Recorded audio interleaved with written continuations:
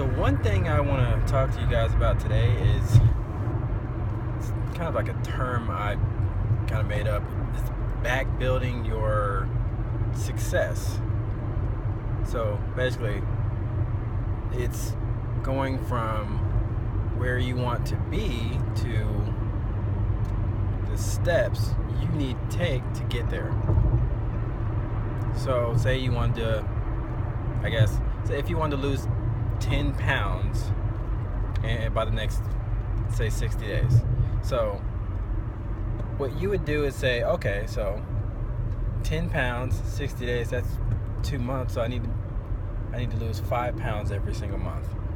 Now, if I lose 5 pounds a month times 2, that's 10 pounds in 60 days, right? Great.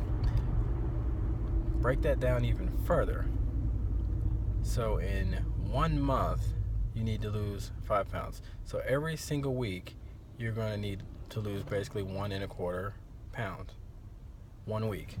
So how do we get to 1 pound per week? Well, what does a pound equal up to? 3,500 calories. So if you cut out 3,500 calories out of your diet, let's say 3,700 calories 1 week out of your diet, you're going to lose about a pound and maybe a little bit more, pound and say a quarter. So every single day you need to be in a caloric deficit of roughly 520 calories. So I need to eat 520 calories less, or I need to burn off 500 calories a day, which that's a heck of a workout, or 2 or 3 workouts a day. So if you combine the two, or in some way create a deficit of 520 calories every single week, you're going to lose a little bit over a pound. So that's one example I'm just going to use for now. Basically, you're going from a goal that you have set, going backwards, and what steps you need to actually take to get there. So I know sometimes when you're trying to reach success or trying to reach a certain point in your life when you're at the top of your game or you're the head of your class, you want to say, oh, I want to be a millionaire by this year. But it seems like an incredible task when you don't have, one, goals in mind or the proper steps that are basically set to help you achieve that. So if I want to make $1 million savings, $1 million net worth in 5 years, how much do I need to make?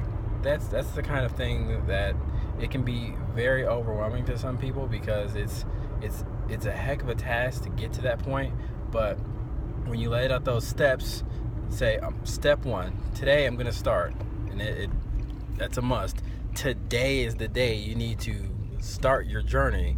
Don't wait till next week or tomorrow, because it's going to always be tomorrow I'm going to do this, and then tomorrow I'm going to start, and before you know it, you're at your next New Year's resolution again with the same exact thing that you didn't achieve. So I would say start with where you want to be at, set that, write it on a piece of paper, and then go backwards. This year I want to be there. Well, let's go in half the time. Half a year, I need to make this to equal this goal a year. Every month, I need to be making this milestone to reach my goal. Or every single week, this is what I need to do.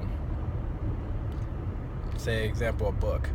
If I want to write a 100-page book in 100 days, every single day you will need to make a full page to complete your goal.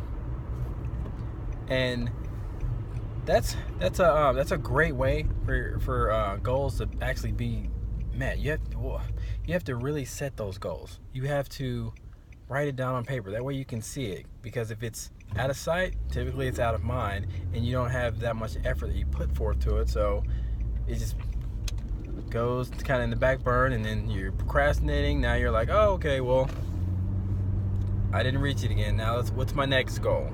So don't be discouraged. Create steps to lead up to your goal, and then at the end of that you can say, I have succeeded. I made it. I did it.